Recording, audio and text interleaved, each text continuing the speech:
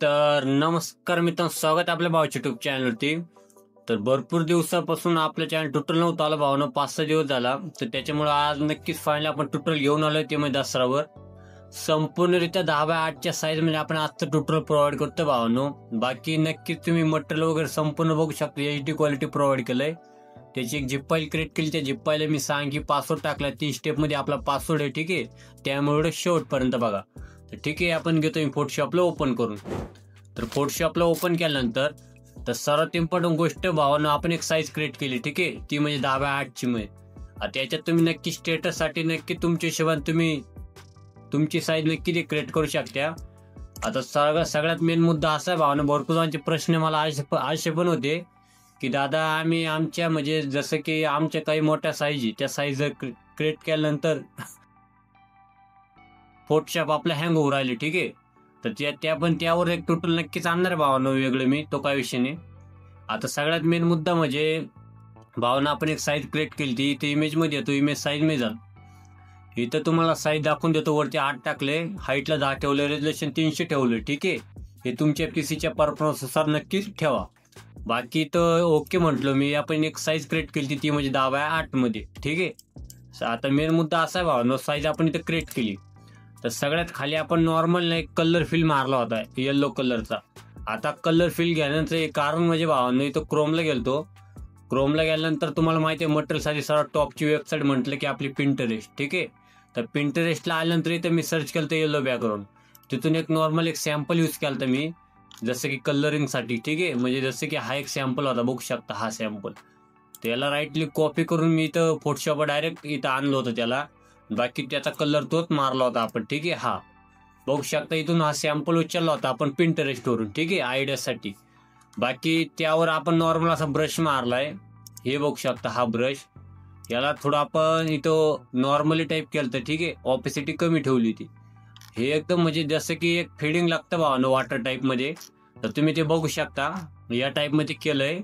ठीक आहे, आणि त्यावर सगळ्यात मेन मुद्दा म्हणजे आपण एक टेम्पल ऍड केलं येल्लो कलर मध्ये. ठीक आहे, त्याचा सुद्धा कलर ओव्हरली मारून त्याला मर्ज करून टाकलं या टाईप मध्ये. ठीक आहे, हे बघू शकता. तर खतरनाक ते सुद्धा मारलंय आपण. काम झाल्यानंतर लॉक करून टाका.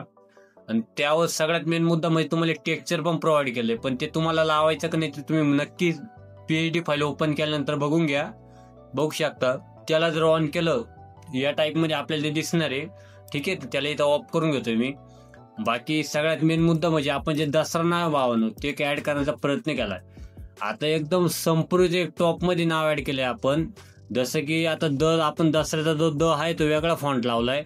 बाकी सला मध्ये वेगळा टाकला, राला वेगळा टाकलाय, जेणेकरून एक युनिक वाटावं. ठीक आहे, बाकी कुठून काय केलंय ते त्याचा ग्रुप जर ओपन केलं तर हे बघू शकता आपलं वेगवेगळं पूर्ण सिंगल आहे, तुम्हाला दाखवून देतो. ठीक आहे, तर Ctrl+Z ने आपण मागवलोय.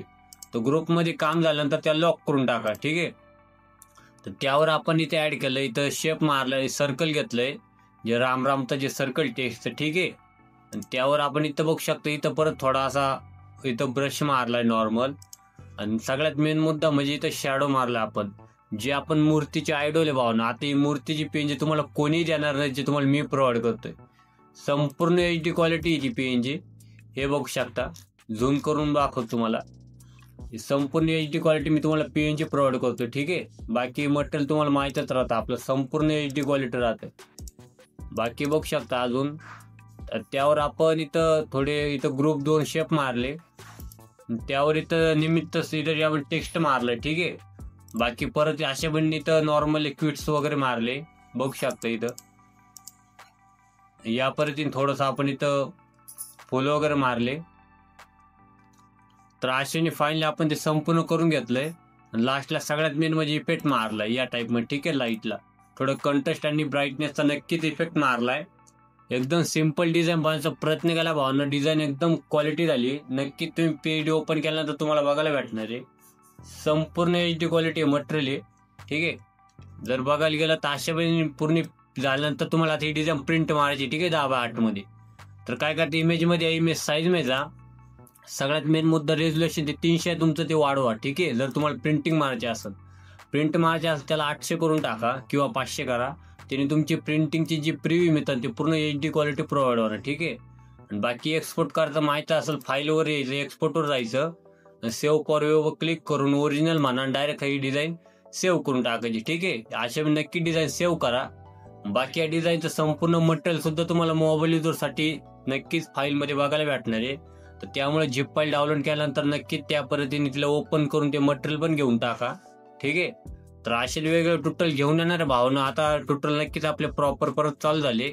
थोडा दिवस गॅप पडल्यामुळे आपल्या चॅनल ट्युटोरियल नाही आले. ठीक आहे, तर नक्की ट्युटोरियल जाणार आहे पुढे सुद्धा टॉपमध्ये, काय विषय नाही. ठीक आहे, तर असे दसरा आपण ट्युटोरियल घेऊन आलतो भावनो. ठीक आहे, तर असे वेगवेगळे ट्युटोरियल नक्कीच आणणार, मला नक्कीच कमेंट करा. ठीक आहे, तर चला भावनो, भेटूया पुढच्या व्हिडिओमध्ये. जय हिंद, जय महाराष्ट्र.